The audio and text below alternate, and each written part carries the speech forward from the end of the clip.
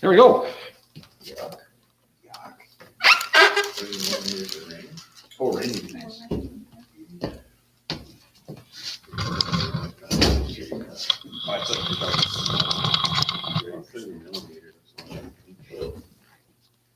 Oh, I was thinking sun. I think that works. All right.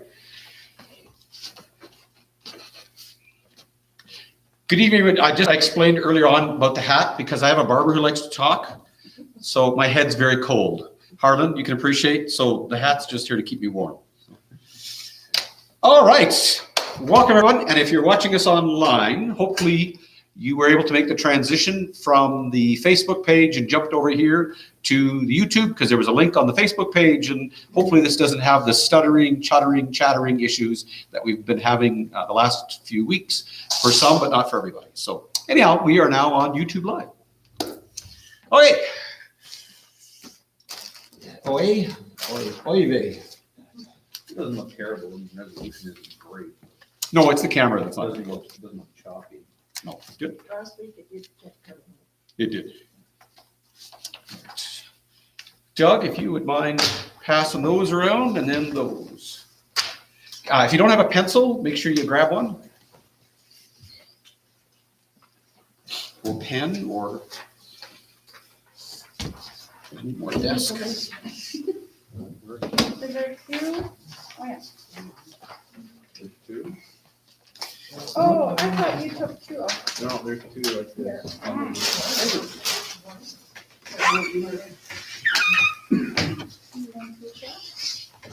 Beautiful. I get it. Oh, we had one person and they left. Oh, well.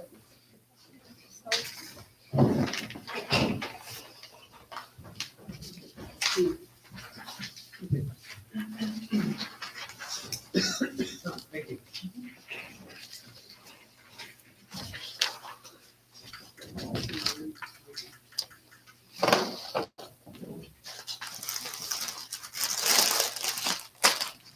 There's prizes.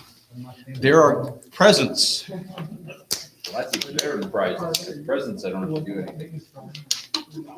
Oh, you were the one that was on. Now we've lost our one. So, I shared the link. oh, good. Oh, I've got one again. So. All right. Hosea's charge against Israel is rooted in one big idea, as most things are. We root in one big idea.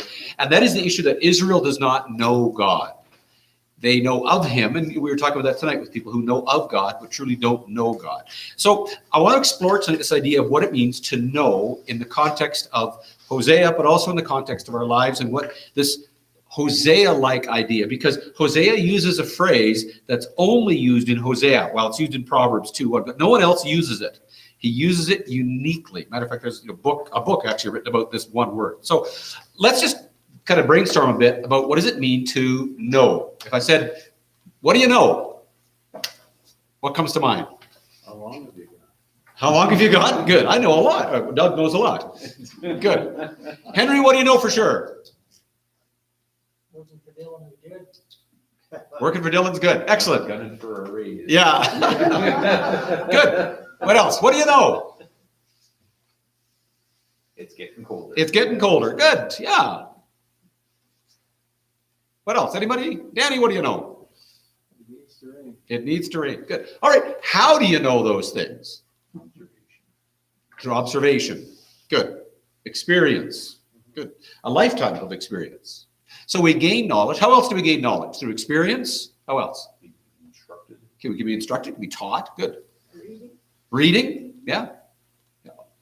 So through our five senses, fundamentally, right? We can also know things internally. By messing up. By making mistakes, we can know.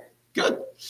All right. This word yada, Y-A-D-A is the English translation of it, is the word to know. So when somebody says yada yada, yada, it's no. Like they're just talking about stuff they know. So, all right. It's used a bunch of times in the Old Testament. Let's take a look at a few of the verses, and then we'll expand on the root idea, because the Hebrew idea of know is notably different than the ones we've talked about.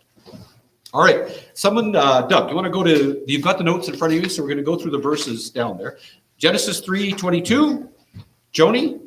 Deuteronomy 1:39, Dylan. Isaiah 7:14 and 15, and Myrtle, Jonah 4:11. It's those first verses to understand good and evil. Genesis? Not second Genesis, Doug. First Genesis. Genesis 3:22. Did we lose our one viewer there? No, we got 4 now. So Sorry, did you say 139? please, 139. Yeah. All right, Doug. And the Lord God said, the man has now become like one of us, knowing good and evil. He must not be allowed to reach out his hand and take also from the tree of life and eat and live forever. Good. So what does that tell us about knowing? It means understanding. But also one other key element. The difference between, good, knowing the difference between, good. You're scratching the edges. He has become, Maybe I need to know Henry Barr. later, you'll get what I meant. He has, what does the verse say? He has become like us knowing. So knowing is an attribute of God. This kind of knowledge we're talking about, does a dog know things? Absolutely. They know good and evil. God says they know if they've done bad, they know where the food is, but they don't possess this kind of knowing. Because this kind of knowing is a divine knowing. They have become like us, knowing good and evil. So whatever kind of knowledge we're talking about is a divine attribute that we possess because we are created in the image of God. It's different than the animal's kind of knowledge. Okay, good. Joni. And the little ones that you said would be taken captive, your children who do not yet know good from bad, they will enter the land. I will give it to them and they will take possession of it. Good. Who possesses this kind of knowledge? Just grown-ups? No, even children, right? So it's a divine quality that adults and children, do you have to teach a child to know? No, they inherently, intrinsically, you don't have to teach a child to know good and evil. They intrinsically know good and evil. Your little ones who know good and evil. So it's this divine quality or this divine character that exists in all people, and we are born intrinsically with it. We know good from bad. Yeah, we could probably go around the room and say, at what point did you know you were doing something wrong? Probably before you have a memory. Especially Joni could relate to this, right? Little ones who already know. Good. Dylan. Therefore, the Lord himself will give you a sign. The virgin will be with child and will give birth to a son, and will call him Emmanuel. He will eat curds and honey when he knows enough to reject the wrong and choose the right. So he will eat curds and honey, and he will know enough. So this is ability. And again, okay, we'll stop the next one because Jonah says the same thing.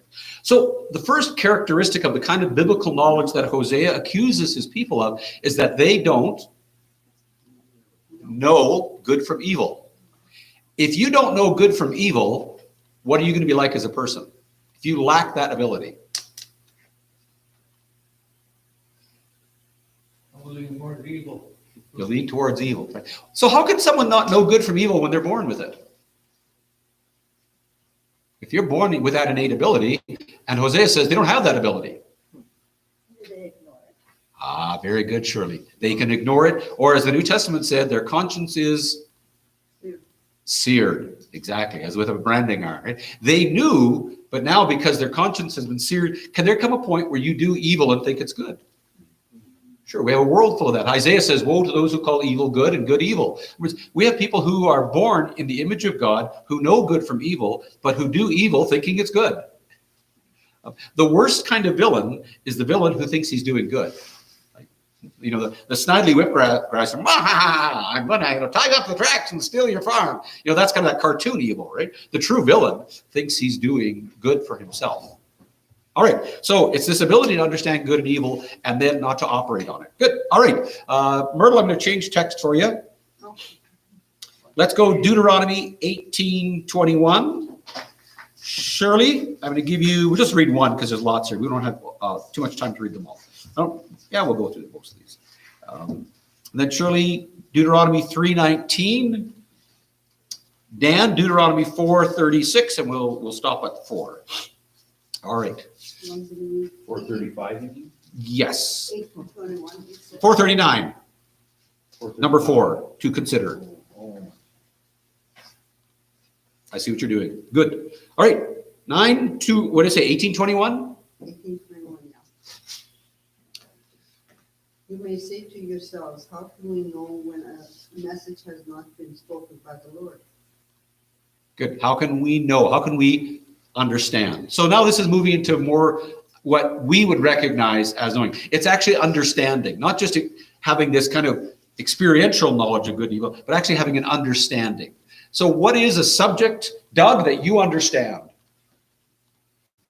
Farming. Good. That's knowledge based on experience and, beyond good and evil. It's through a lifetime that you understand how things grow, how things work, right? All of us possess some degree of understanding of the subject material. Good. All right. This is a big word. Okay. Deuteronomy 3:19, Shirley. However, your wives, your children, and your livestock, I know you have much livestock, may stay in the towns I have given you. Good. You have much. I know you have much life. I said, I'd first choose. But how many of you have scars tonight? Not a person here who doesn't, right? That's experience. We always say you buy a tattoo, but you pay for a scar. Those are things you've learned by experience. Whether it's don't put your hand on the steam, don't put your finger in the jack when it's going down or in front of the propeller, wherever you're doing. And you go, oh, I know what that means. Right? Okay, that's to know by experience. And then to consider, which is Deuteronomy 4:39. Yeah. Acknowledge and take to heart this day that the Lord is God in heaven above and on the earth below. There is no other. This is the ability to kind of ponder, to sit and think about things and come to an understanding through, I wouldn't say philosophy, but the consideration of life. Go to the ant and know. All right. Those are kind of the big four ideas that are packed around this idea, know. But ultimately, and we're not going to go through them all, there's a long list of to know personally, that is to know a person, to know as in a relational aspect, and then also to know Genesis 4:1, to know sexually, Adam knew Eve, and all these on down. All right. Hosea takes all of these building blocks of ideas and he weaves them together into a single idea of knowing. Let's take a look at these 3 verses. And look at that. We've got 3 people back there. Perfect. Harlan, Hosea 2:2. 2:2. Just 3 twos in a row. Henry, Hosea 5:4. Lena, you up for one verse tonight? Hosea 6:3. All right. This is now how Hosea uses this word.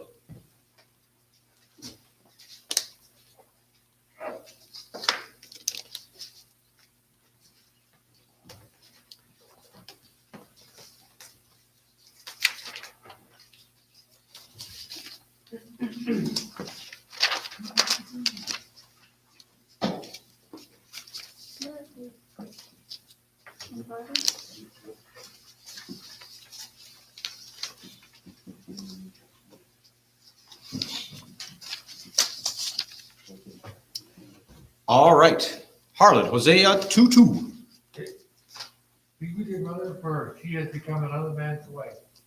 I have no longer her husband. Beg her to stop her, harlot, or beg her to quit giving herself to others. That's Hosea 2:2? Yeah. 2:22. Oh, wait a minute. Yeah. I just thought it was Harlan's I thought, translation. it doesn't sound quite what I'm shooting for. Let's try 2:22. Sorry. That's me. In that day, says the Lord, I will answer the pleading of the sky for clouds to pour down water on the earth in answer to its cry for rain. Then the earth can answer the parched cry of the green, the grapes and the olive trees for moisture and for dew. And the whole grand chorus shall sing, thank you. We'll sing together that God shows He is all in all. Why do I feel like I've landed on the wrong verse? 22. Yep. And the earth will respond to the grain, the new wine, they will respond. Isn't that funny? Because it's respond, but the word respond is the word know. And they will know Jezreel. All right, that's where we throw off. Okay, 5:4, Henry. Their deeds will not allow them to return to their God, for a spirit of infidelity is within them, and they do not know the Lord. There we go. We got the key word there. Good. And Lena, 6:3.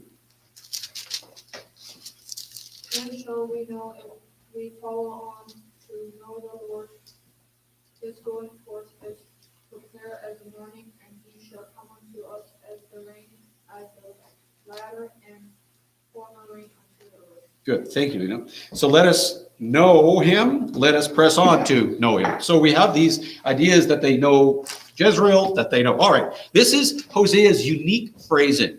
And the word to know in that context, here we go. You got this sheet? There. This is how Hosea uses know, and this is where your chocolate bars are going to come in. Sorry if you're watching us and you don't have a chocolate bar. You'll need something to eat. All right.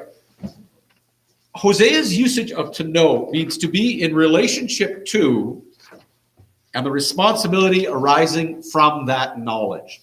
That's where it's a little bit different than us. Oftentimes, our knowledge can be purely head knowledge. You know, I know what Italy looks like just because I've seen it in pictures, right?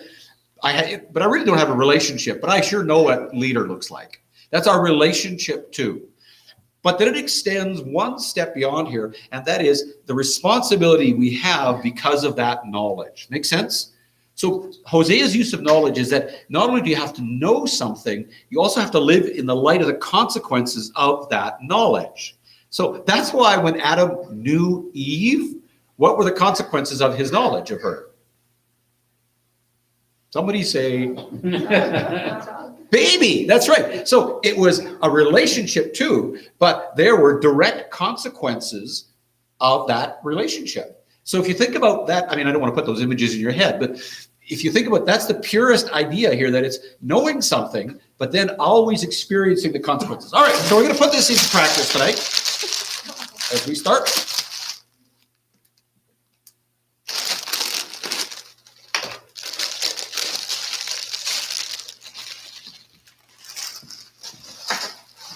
What do you want to pass this on?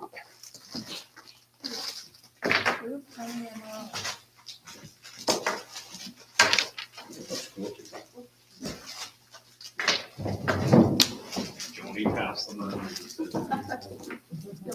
I didn't say how she had to climb the mountain, just that she did it. How she chose to get them passed out is totally up to her. He knows how to get it done. Yeah, exactly. Don't open it yet.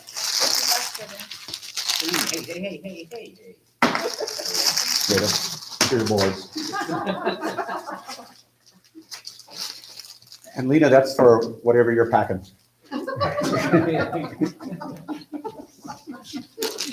We don't know if it's a boy or a girl, but it will. But I bet you it like go in. That's right. I bet she's gonna like chocolate. All right, here we go. Let's take this Hebrew word the way Hosea uses it, and we're going to do a practical illustration. Then we can get into the more spiritual and stuff that go woo woo. That's how I describe my theology. Woo woo. All right. What do you know about this? It's delicious. It's delicious. Okay. Without knowing that first, just look at the package. Henry bar. It's a candy bar. Good. How do you know that? It says Henry on it. Right. And it says it right there. Candy. Okay. Don't go back to your past experience. Just strictly based on what you've got in front of you. I could have picked some obscure Chinese candy, but I didn't have time to order, and I didn't want you to get sick. So, all right. What else do you know? It's no good for you. How do you know that? Based on the package. My wife says. Okay, that's bringing other information to the table. Very good. All right. Again, not bringing any other information to the table. Good, good. It's not expired. It's not expired. Good. But if you eat enough of them, you put on some meat. Good, because is there an amount of grams of something on here? Would you know that from just the package? No, actually you wouldn't. You without knowing that, you could assume this is good for you. So we don't know that, right? Okay, good. What else do we know just by holding the bar? Somebody made it. Somebody made it. Good. It's bite size. It's bite size. It says that on there. Good. We know that it's crunchy peanuts, chewy fudge, creamy caramel covered in chocolatey coating. All right. We also know what it's made of. Right. Now, open it up. You've never asked. Feel like we're having weird communion, but I will not be sacrilegious. So take it and enjoy your O. Henry bar. Feel bad for the people online. Glad I came. Hopefully you have a chocolate bar with you.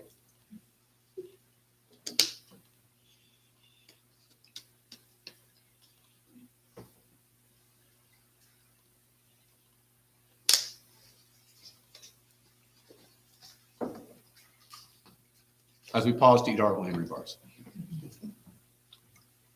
No word from our sponsors. All right. Now, as you chew, what do you know about it? It's sweet, Crunchy. crunchy, Chewy fudge. chewy fudge. It's over. It's over. Stick your dentures. Stick to your dentures. Now you have experiential knowledge, right? Prior to this, you only had observational knowledge. You knew by looking or maybe feeling, but now your body's experiencing. What's happening to your body when you ingest this sugar?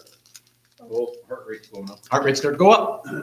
Pancreas is kicking in. Okay, you see, you've got experiential knowledge, right? So what is your current relationship to this O. Henry bar? It's left me wanting more. It's left you wanting more. Good. Tastes good. It tastes good. You're having pleasure from it, right? Good, very good.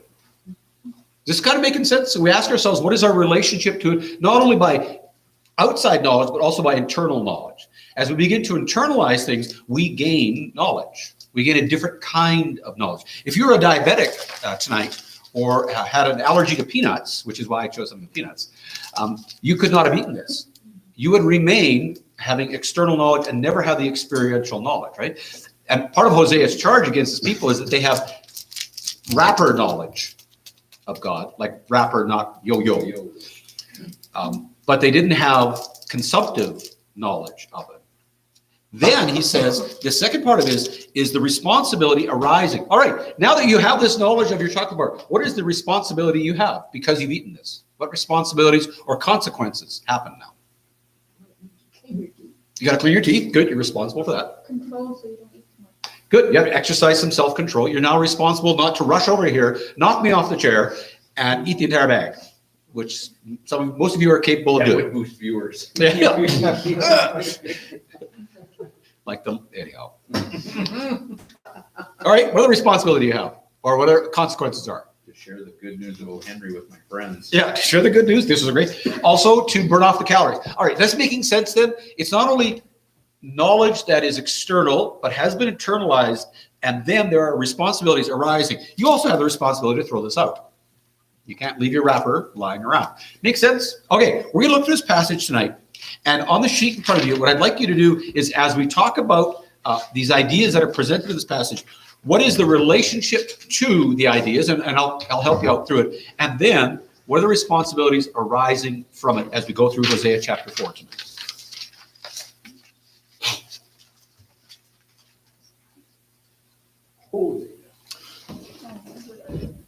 All right, Hosea chapter 4, as we looked at last week, is part 2 of the lesson from life, Hosea's wife, but now the words attached to it. We saw last week that you can only communicate so much through expressions or through practical ways. You have to add words, a cup of cold water in Jesus' name.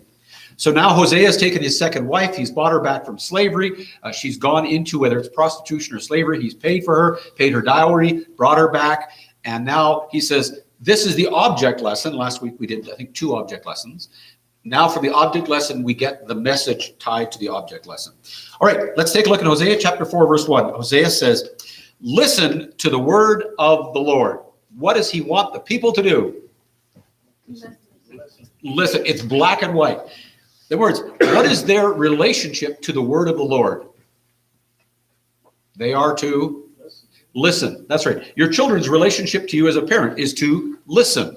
When the fire truck comes behind you and goes, mah, mah, you have knowledge and you have a relationship to it. You must listen to the sound. All right. So the first relationship to the word of the Lord is we're obligated to listen to it. Okay. Listen to the word of the Lord, O sons of Israel, for the Lord has a case against the inhabitants of the land. All right. So what is the relationship that Israel has to the Lord right now? What's the word picture here? What's the word case make you think of? Courtroom, exactly. Lawsuit. Lawsuit, exactly. They're in court.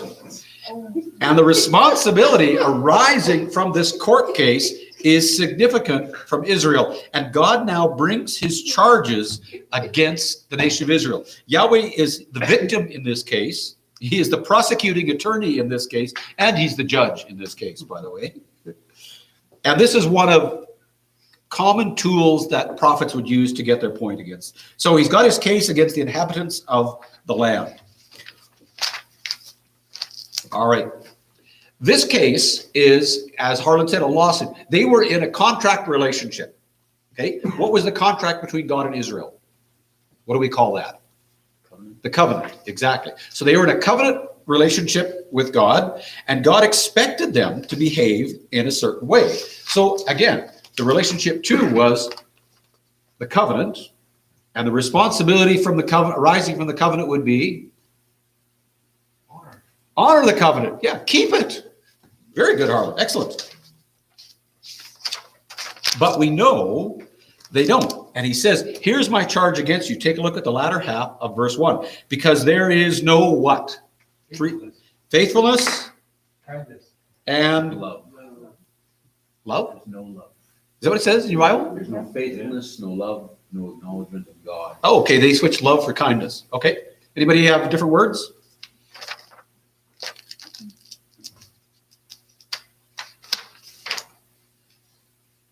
All right. So what's the charge against Israel?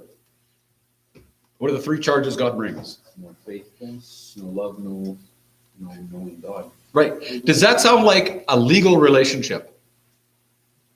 What does it sound like? Friendship. Sounds like a friendship or a marriage, doesn't it?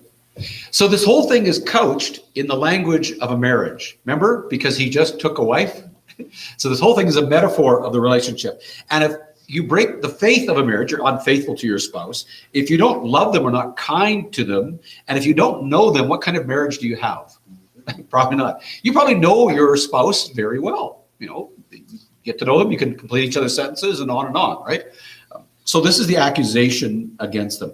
They were to have an intimate, personal, marriage-like relationship with God, and they failed on every task. They failed to keep the vows of the marriage.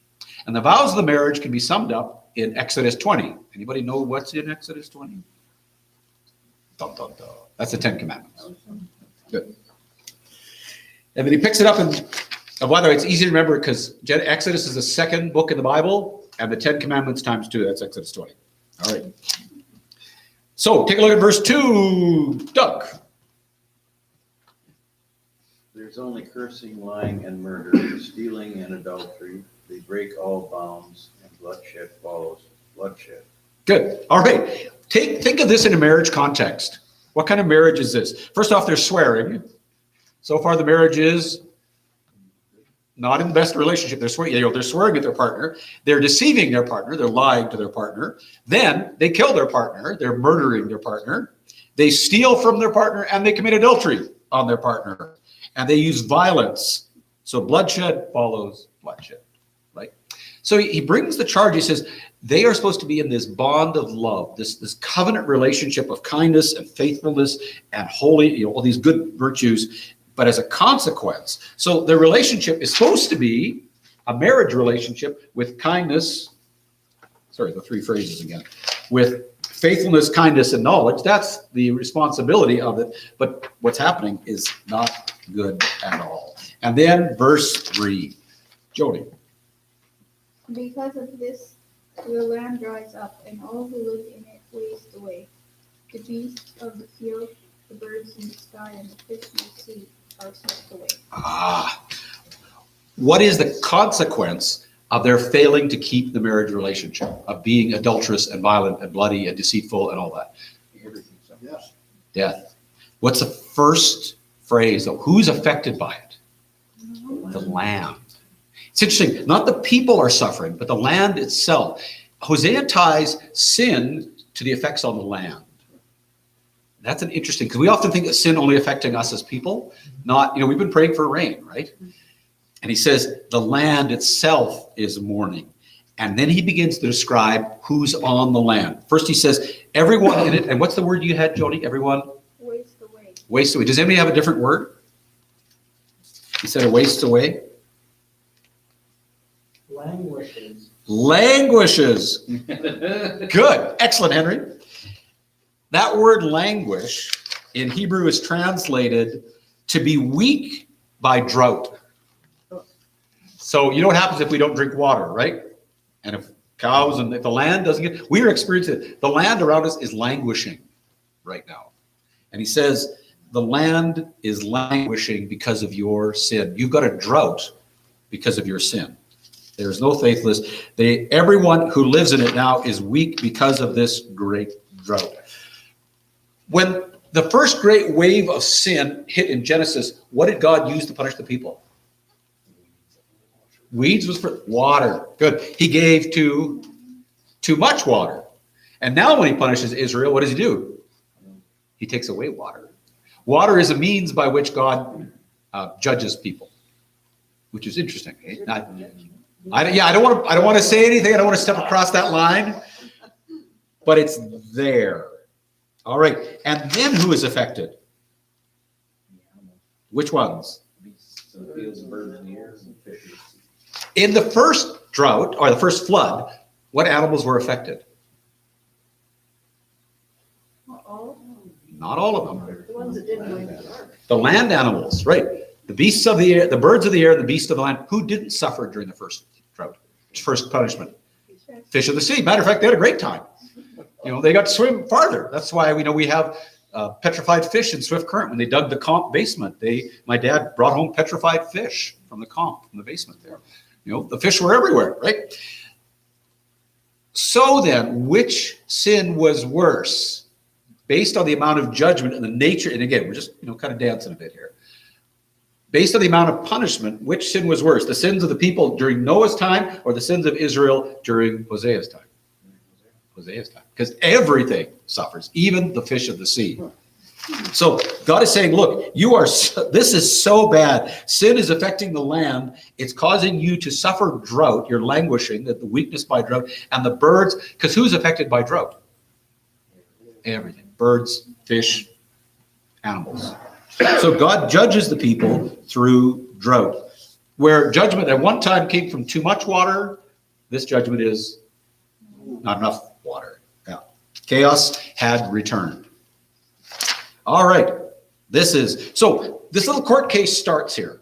He says, we're supposed to be in a great relationship, husband and wife, faithful, kind, and what's the third one? Knowing, right? A knowledge. And he says, but you murder, you cheat, you lie, your marriage is a wreck. Therefore, as a consequence, the world around you is falling apart. When a marriage falls apart, what is affected? Everything. Everyone you know, right? Your friends. It can affect your job performance. It can affect your home. When that primary relationship, can you separate that relationship from the rest of your life? No, it affects everything you do. It affects businesses. It affects how you work. Your mind is not at work all of a sudden. And he says, this relationship that you have, you think you can separate your work life, your land, your farm, from your relationship with me. They were thinking they could do that. God says, it doesn't work that way. If you are out of sorts with me, out of relationship with me, and lack knowledge of me, the consequence of that is it's going to affect everything around. If we don't know God, what is it going to affect? Everything. How we live our lives, how we spend our money, how we farm, how we do everything, right? But to know him, in turn, is going to affect everything, which is the message that Hosea is. You can see where knowing becomes the central message of Hosea. All right, let's pick it up in verse 4. Dylan. But let no man bring a charge, let no man accuse another. For your people are like those who bring charges against the priest. All right, read verse 5 as well, Frank. You stumble day and night, and the prophets stumble with you, so I will destroy your mother. Yeah, I will destroy you. All right, this is now the second charge. No one can find fault with my accusation. No one can reprove my charges. For your people, they're useless. They're like those who contend with a priest. In other words, you don't waste your time. They'll stumble by day, and the prophet will stumble with you by night. So not only does the land suffer, now the spiritual life suffers as well. The priests and that. And there's an interesting phrase, I will destroy your mother. In other words, by your actions, you destroyed everything, including your family line. And then he says, my people are destroyed. Why? In verse 6. For lack of knowledge. Why? Good. Is it the knowledge of God they rejected, do you think? The relationship or the responsibilities? Part of responsibility. What do you think? Did they reject just the knowledge of God or the responsibility of that relationship? Probably knew enough that they knew what was expected of them. Exactly. Yeah. It's not so much that people can, reject knowledge of God, but we reject the responsibilities that are tied. Why don't I want to become a Christian? Because there are responsibilities tied to it, right?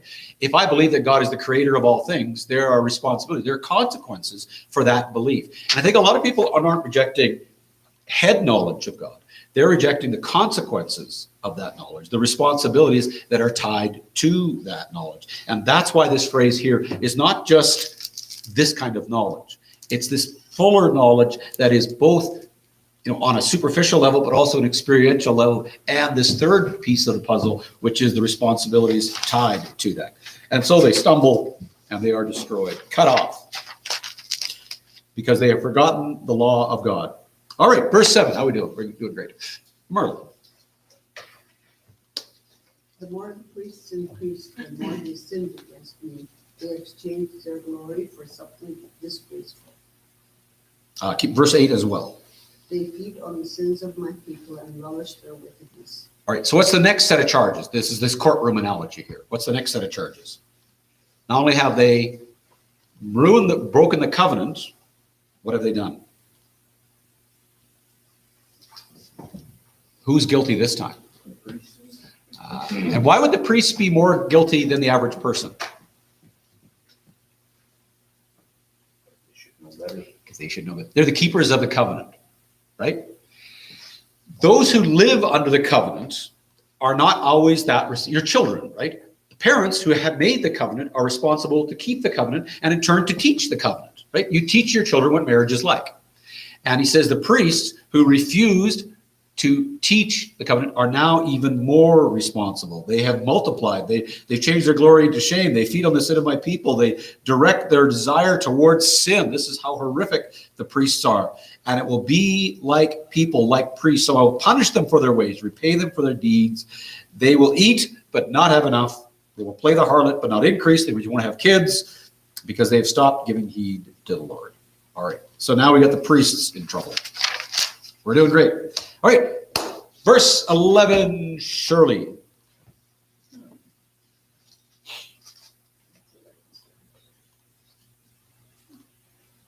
In the middle of a verse. Yeah. It says to prostitution, to old wine and new, which takes away the understanding of my people. Good, we're going to pause there. Hosea makes a little interesting observation from life about what's happening to people. Again, he goes from concrete to abstract, from practical to spiritual applications. And he says, 3 things take away understanding. What are they?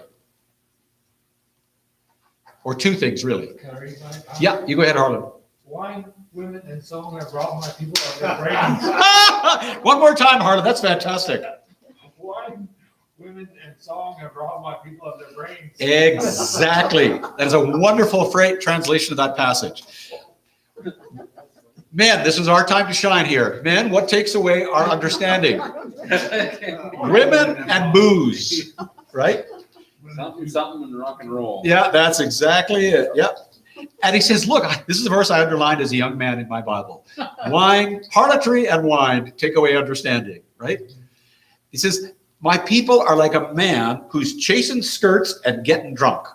And what happens to someone who does that? Where does their rationale go?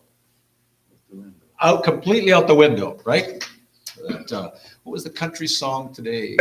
Yeah. Anyhow, something about that effect, that basically you're just, guitars accompany a brawl or something like that, But this idea, and so he said, my people are just like that. They're behaving like a drunkard and a guy who's chasing skirts. And because of that, they don't understand, they don't have knowledge. Again, it's rooted in this. So if you're in a marriage relationship and you're chasing women and getting drunk, that means your relationship and your marriage is dissolved, right? It's falling apart. And so harlotry and wine take away understanding. It takes away your knowledge. But then he says, here's what I'm actually talking about, verse 12. So he fleshes it out. Danny, verse 12. My people, they consult a wooden idol and are answered by a stick of wood. The spirit of prostitution leads them astray. They're unfaithful to their God. So what's the harlotry he's actually talking about here? What's the actual problem? Unfaithfulness to God. Good, unfaithfulness to God, yeah. If we were, sorry, we missed this one actually, verse 4. What's the relationship to harlotry and wine? It's pretty close, right? And what's the consequences of that relationship? You lose understanding. So now he begins to practice or to explain spiritually what he's talked about practically. They offer sacrifices on the top of mountains. They burn incense on the hills under oak, poplar, and terebinth because the shade is pleasant. You know, it's kind of a weird little, they like to go there because it's nice. Therefore, your daughters play the harlot and your brides commit. Now, what's he talking about? What's happening to the women of the culture? They turn out. Now we're talking back to temple prostitution again, right? But I will not punish your daughters when they play the harlot, or your brides when they commit adultery. Why? Because the men themselves consort with harlots and sacrifice to shrine prostitutes. Right. So the people Without understanding. without understanding. There's our theme again, right? Without understanding. So who does God hold responsible? Yeah, the men. Does that story sound familiar that a woman once pursued someone else and God held the man responsible? Yeah. Starts from the beginning. Starts from the beginning. This is shades of Genesis, right?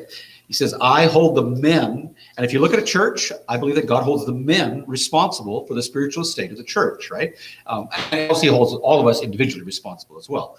But this idea that it's the man's fault because they are the ones instigating this, right? Because they have the power in this case.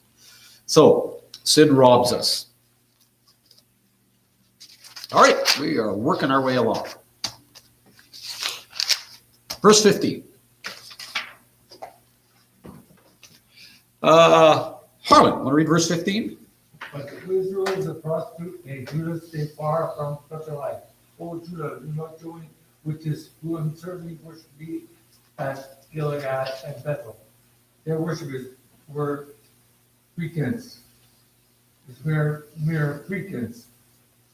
Good. He says, Israel, don't prostitute yourself. You think he's hitting a theme here? Over and over and over. This isn't just a sound bite, right? This is somebody with a trip hammer going, Israel, stop it. This is what you're doing. You're prostituting yourself. You're selling yourself out. Stop it, stop it, stop it. He keeps tapping away, tapping away. And then verse 16, he changed. And that's why prophecy is sometimes hard to read because the metaphors change so fast. So in 15, Israel's a harlot. In verse 16, Henry, what is she? Since Israel is a stubborn like a cow, will the Lord now pasture them like a lamb in the field? So what we're used to reading, books or watching TV where the theme is pretty consistent, right? Prophecy gets, it dances really fast. So 1 minute he's talking about wine and harlotry. The next minute he's talking about a courtroom scene. Now we had a picture of prostitution, and then there was idolatry, and now what do we have? Cows and sheep. You got to keep up the pace with these guys. If you have short attention span, these are great books to read because the images change. He says, Israel, she's like a harlot. No, wait. Israel, she's like a cow. Stubborn as heifer. This is not a complimentary image. Danny, how stubborn are heifers? They can be tough to work with. Exactly. And because they're stubborn, what does God say? What's the consequences of that action? What's the relationship between God and his people now, by the way? The cow and the farmer. The relationship changes. And the consequences of that, because the cow is stubborn, not doing what she's supposed to do, he says, now what can I do? Treat them like a lamb. What's that, Shirley? Treat them like a lamb. Treat them. He says, yeah, can the Lord now pasture you? All right, so you've got this cow, and you want to move her to a good pasture where she's got lots to eat, but she's stubborn and she won't move. You say, I can't pasture you now. because you're not going to do what you're told. It says, I can't treat you like a lamb in a large field because you're so stubborn, you won't listen to me and move over. And then the image changes back again, verse 17. Ephraim is joined to idols, let him alone. And now here we go. We go back to this image. Lena, you want to read 18? Their strength is power, they have committed boredom, original, the ruler, the sin, the love, and Good. So what's this a picture now? He says, their what's gone? Their drinks are gone. Their drinks are gone, and so they, because harlotry and wine take away understanding. He keeps coming back to this metaphor. This idea of that the rational knowledge side of the brain is now disengaged. And he says, and their leaders love what? Shameful. What is shame? And how is it different than guilt? Greater than honor. What's that, Harley? Shame is greater than honor. Okay, shame is, wow, yeah, they love shame more than they love honor. What's the difference between shame and guilt? Guilt has remorse. Okay, guilt has remorse. Shame has, If you, they love shameful ways. right. So So, it's, guilt is a consequence or an after the fact. It's in Yeah. light of what you've done, shameful is what it is. all right, shameful is what it is. Good. Okay, anybody else? What's the difference between guilt and shame?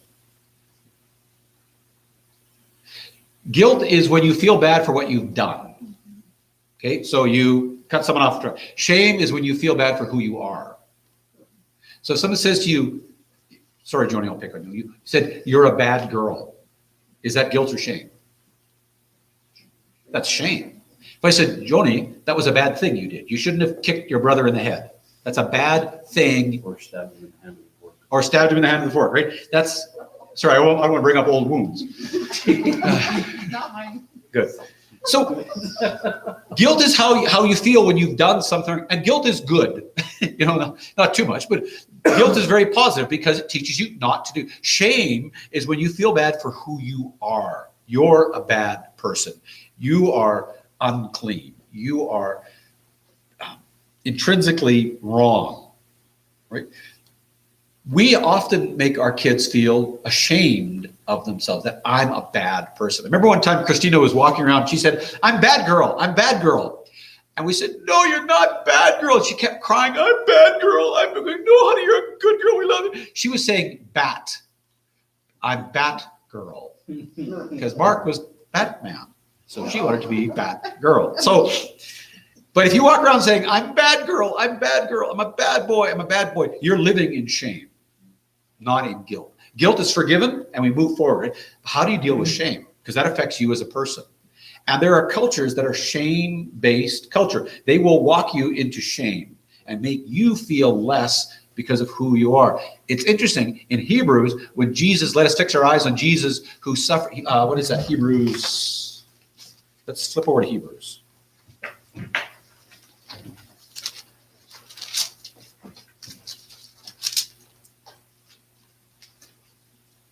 Hebrews 12.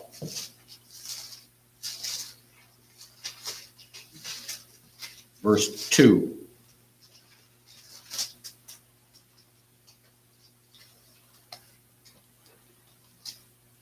What does it say? We're back to Doug. Hebrews 12:2.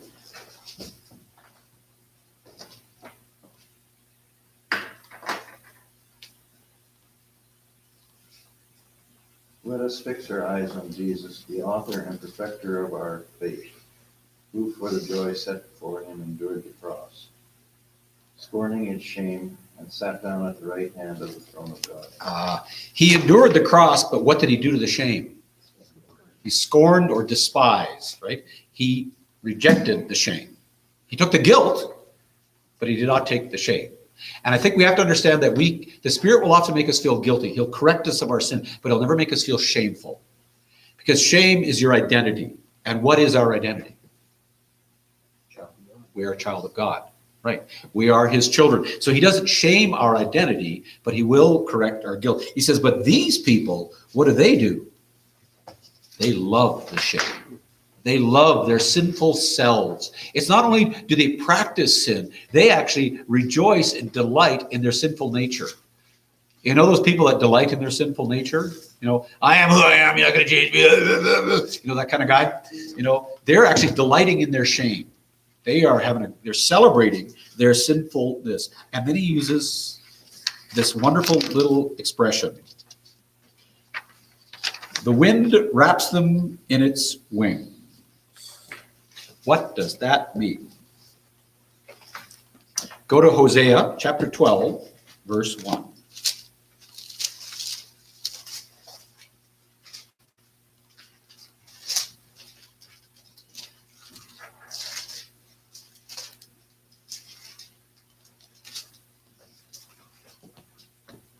Joni, 12:1.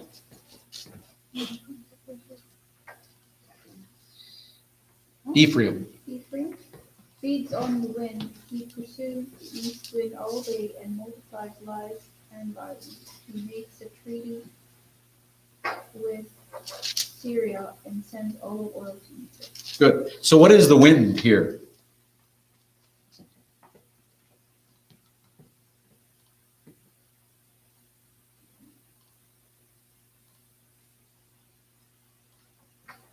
He multiplies lies and violence.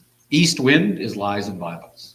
He wraps himself in the wind. The wind is evil that he's wrapping himself in. It's also the covenant they make with Assyria. So it's an odd metaphor to say someone's wrapped themselves in the wind, but it means that they're embracing their sin. They're wrapping themselves around it. It's also judgment, by the way. Sometimes the wind in the Bible means who? You think of mighty rushing wind, the Holy Spirit, right? So you have to be careful. You don't apply every time. In this case, to say he wraps himself in the wind sounds like something good. You know, he's wrapped himself in the Holy Spirit. Well, that doesn't fit at all with the context of what he's doing. You know, they're doing evil. No, they are wrapping. Mine says he feeds on the wind. Ah, very good. Yes, he feeds on evil. Yeah. All right. And they will be ashamed because they're sacrificed. One more time. Okay, let's wrap it up here. So what did we learn tonight? Well, what is knowledge?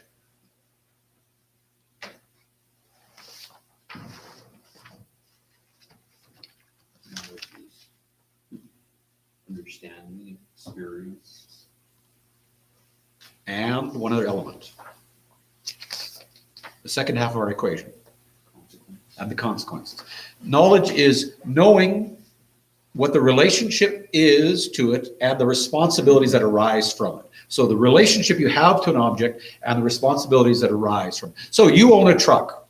That's the relationship you have to it, right? But there's also responsibilities arise from it. And biblical knowledge is not simply having experience with or knowledge of. It's also living in the light of the responsibilities or the consequences that that relationship brings with it. So let's take a look at some relationships we have and come to terms with what are the responsibilities we have with it. So think about a friend. What is a friendship relationship built on or like? Trust, communication, acceptance, yeah, all these wonderful things, right? But what are the responsibilities that arise from a friendship?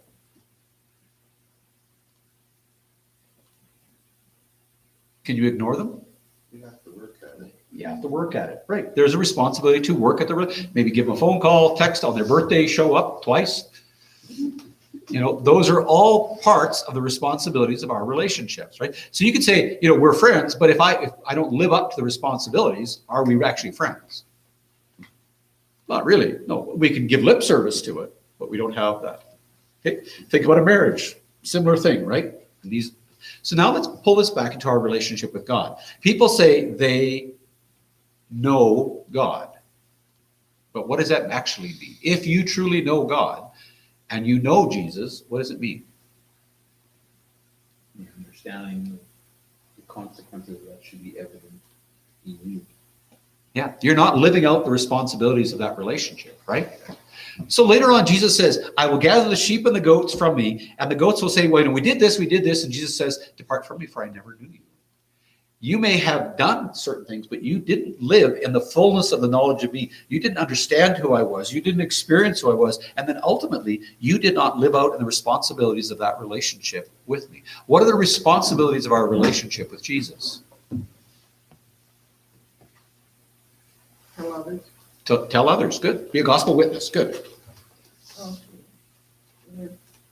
to live the way he wants us to live. Yeah, to live in obedience the way he wants us to live, good.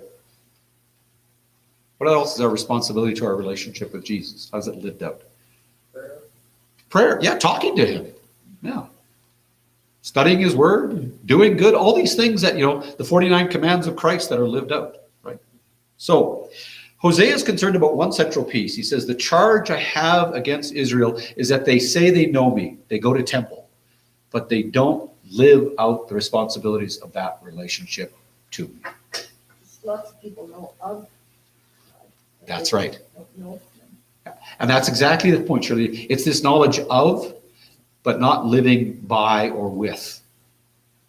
So to know God is to live in relationship with him, living out the consequences of that relationship. Hopefully, the fruit of the Spirit is love, joy, peace, patience. Help me out. Kindness, goodness, gentleness, faithfulness, self-control. Yeah. All these Sing the things. song in your head. I know, it doesn't stick. All these things are the consequences of living out that relationship. All right, any thoughts? All right, we will pick it up next week, and I don't know how to stop this. Oh, right there. Yeah, just leave it on all night long sitting here.